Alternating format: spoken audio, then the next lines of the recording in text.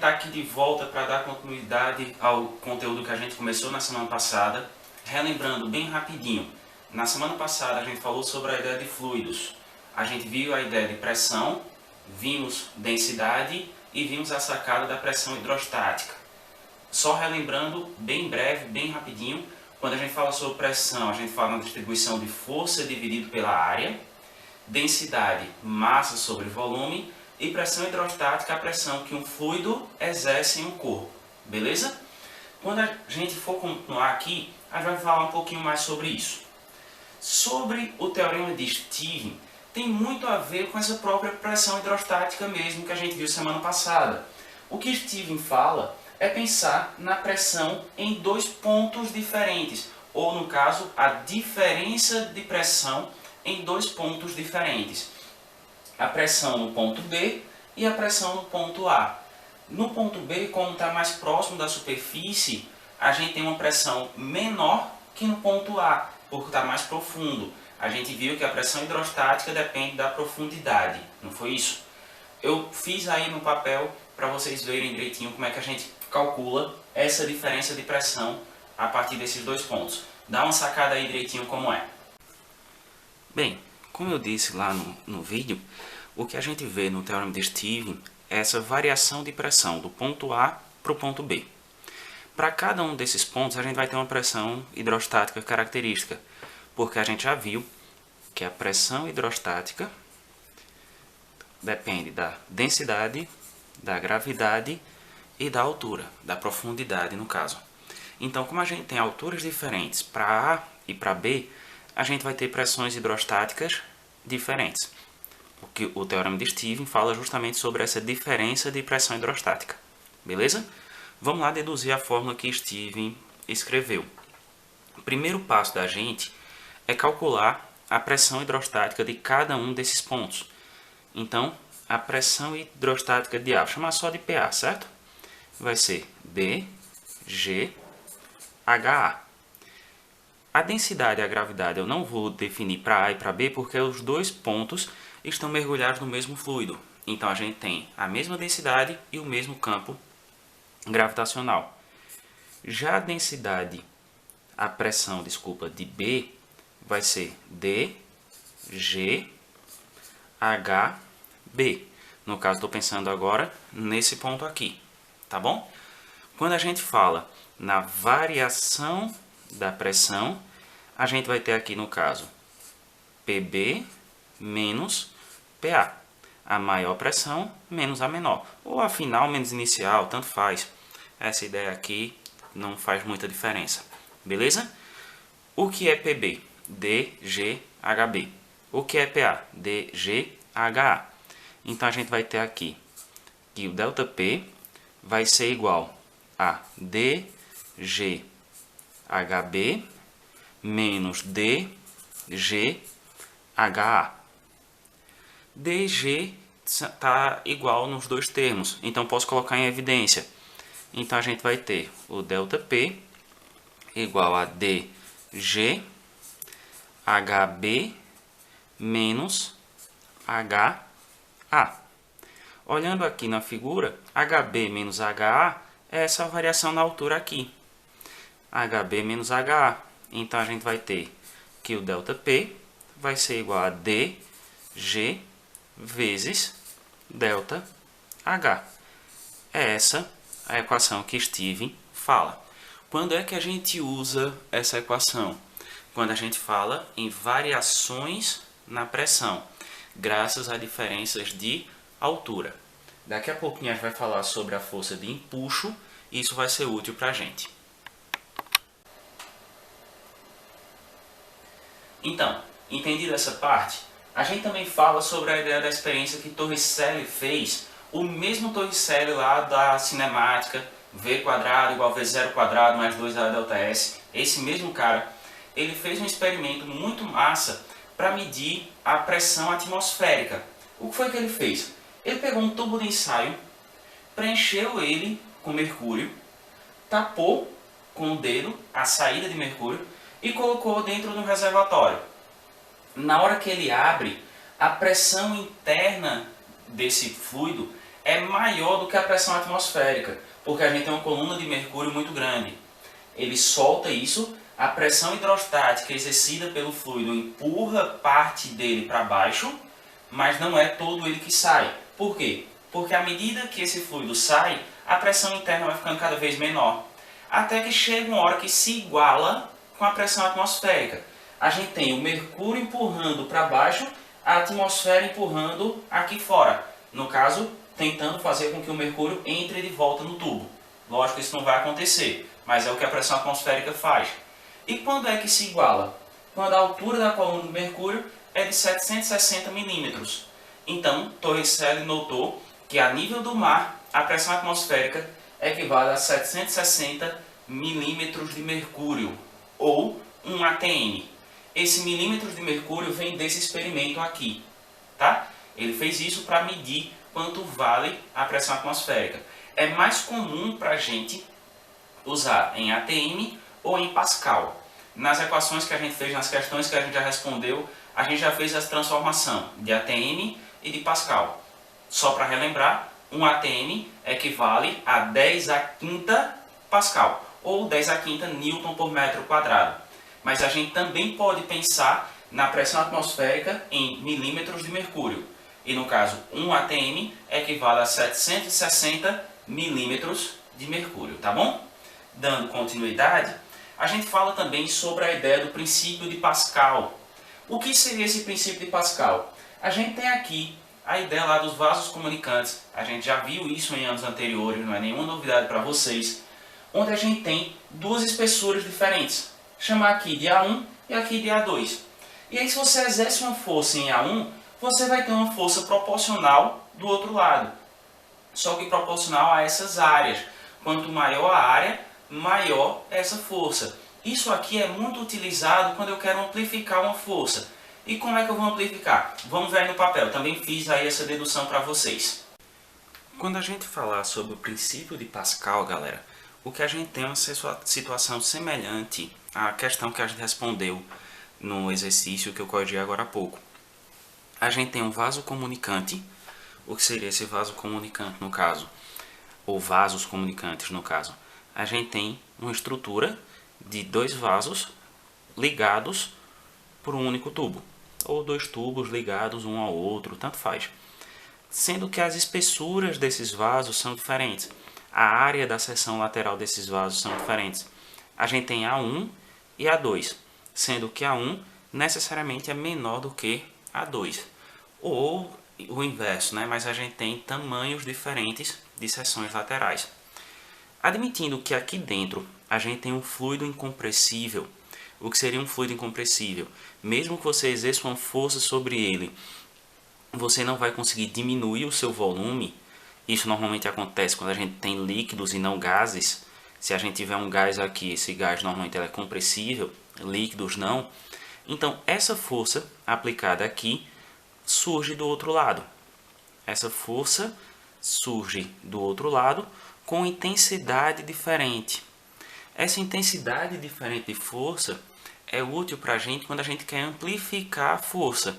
Eu quero aplicar uma força pequena, que essa força pequena vai ser suficiente para levantar alguma coisa muito pesada. Aqueles elevadores hidráulicos, por exemplo, de levantar carros, que a galera usa lá nas oficinas e tal. Beleza. Como é que vai ser amplificada essas forças? Simples, galera. Essas forças elas vão ser diretamente proporcionais às áreas onde elas estão sendo aplicadas. Então a gente tem no caso que F está para A1, assim como F', essa força aqui, está para A2. O que é que a gente tem aqui? Uma regra de 3 simples. A gente vai conhecer 3 desses termos e vai descobrir o quarto, simplesmente fazendo meios por extremos. A gente vai ter aqui F vezes A2 igual a F' vezes A1.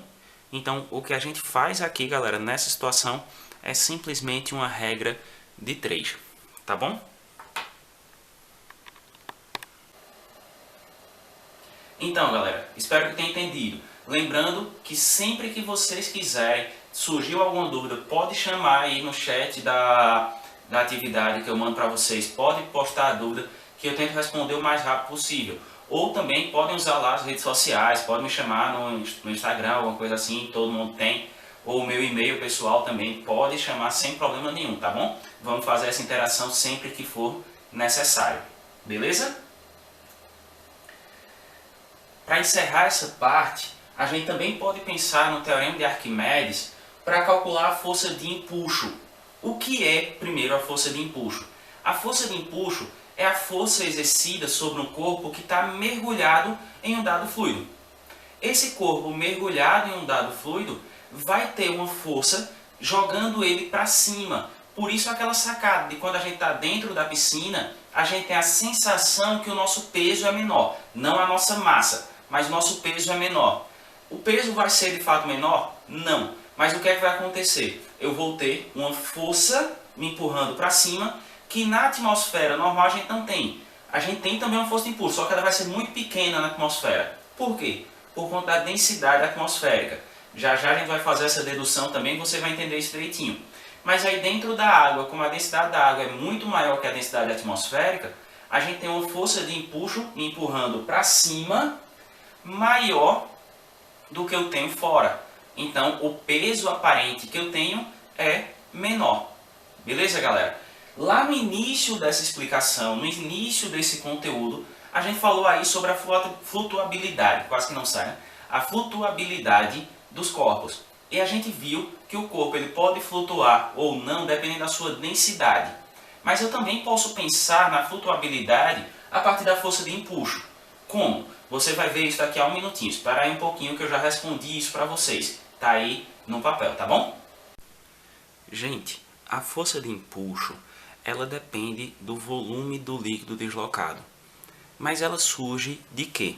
Ela vai surgir da diferença de pressão hidrostática que a gente tem em um corpo extenso ou um corpo qualquer mergulhado em um fluido. A gente viu agora há pouco no Teorema de Stevens que a pressão hidrostática aqui é menor do que a pressão hidrostática aqui. Porque como a gente tem profundidades diferentes, a gente vai ter valores de pressões diferentes.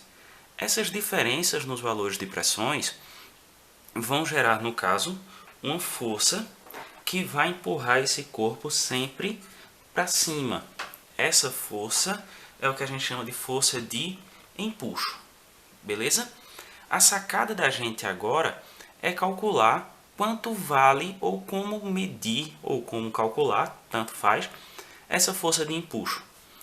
A força de empuxo, galera, ela vai ser numericamente igual, vou escrever assim, tá? Ao peso do fluido deslocado. Como assim o peso do fluido deslocado? Vamos pensar que esse corpo aí mergulhado, ele tenha um... Desculpa o barulho do carro aí. Vamos pensar que esse peso, esse corpo aí, ele tem um volume de 1 litro, tá? O volume do corpo é de 1 litro. Se ele está mergulhado em água, a massa de 1 litro de água é de 1 quilograma. Então, esse corpo mergulhado, ele deslocou 10 newtons de água. 1 quilograma, peso, massa vezes gravidade. Então, o peso da água deslocada é de 10 newtons. Beleza? É assim que a gente vai sacar para calcular a força de empuxo. Certo, mas vamos chegar numa fórmula para pensar sobre isso. O empuxo vai ser igual o peso do fluido. Beleza? Certo, mas como é que a gente calcula força-peso mesmo? Massa vezes gravidade. Só que quando a gente pensa em um fluido, calcular a sua massa, 1 kg de água, 1 kg de um fluido qualquer, é um negócio que não faz muito sentido. Então vou fazer o seguinte, eu vou pensar nessa massa aqui a partir da ideia da densidade. Se densidade é igual a massa sobre o volume, então a massa é igual a densidade vezes o volume, certo? Nesse caso, galera, a gente vai ter que a força de empuxo vai ser igual à densidade do fluido, está mergulhado, vezes o volume do corpo que eu mergulhei. Por quê? Se o corpo tiver um volume de 1 litro, ele vai deslocar 1 litro de fluido. Se ele tiver um volume de 10 litros, ele desloca 10 litros de fluido. Vezes a gravidade. É assim que a gente calcula a força de empuxo. Eu posso pensar só nessa fórmula, para quem tem facilidade em decorar a fórmula, ótimo, aplica ela e está resolvido o problema. Ou a gente pode pensar nessa sacada, de que a força de empuxo é numericamente igual ao peso do corpo deslocado. Beleza, galera? Lá no início desse capítulo, a gente falava sobre o corpo flutuar ou afundar. E a gente pensava no corpo afundando quando a densidade dele era maior que a densidade do fluido que está mergulhado. Mas a gente pode pensar nessa ideia aí do corpo afundar ou flutuar pela ideia da força de empuxo. Um corpo mergulhado, ele vai ter o seu peso para baixo, e agora eu estou pensando no peso do corpo, não no peso do fluido, beleza? E o empuxo para cima. Então, o que a gente vai fazer é aquela mesma sacada lá da segunda lei de Newton. Se o peso for maior que o empuxo, a força resultante é para baixo, ele afunda. Se o peso for menor que o empuxo, ele flutua. Então, a gente vai ter aquelas situações das questões teóricas, nos exercícios de vocês tem algumas questões, de corpos que estão parcialmente mergulhados. Quando é que a gente vai ter um corpo parcialmente mergulhado? Deixa eu escrever aqui. Deixa eu desenhar aqui rapidinho. Tenho aqui o meu recipiente com um fluido, beleza? E a gente tem aqui um corpo que parte dele está mergulhado, parte dele está fora. A ideia do iceberg. Por que só parte dele mergulhou? Porque o peso dessa parte e o empuxo se igualam. Então a gente vai ter aqui o peso do corpo todo, no caso eu tinha dito dessa parte, foi mal, mas o peso do corpo todo e o empuxo gerado por esse volume mergulhado aqui. Essas duas forças se igualam. Essas duas forças se igualando, esse corpo vai flutuar. Então ele vai mergulhar quanto? Quanto for suficiente para gerar um empuxo que iguale com seu peso. Porque quanto mais ele mergulha, maior é o empuxo.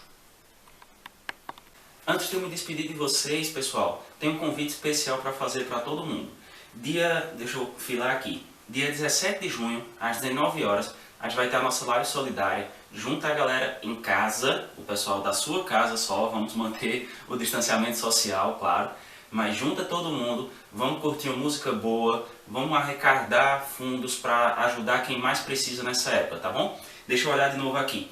Vai estar presente na live Rosimar Lemos e Hugo Henrique. Então, junta música boa, música de qualidade e fazer o bem a quem mais precisa, galera. Tá aí no vídeo a imagem da nossa live. Divulga, manda pra geral e vamos fazer um evento bem bacana pra gente, tá bom? Abraço, galera. Até a próxima.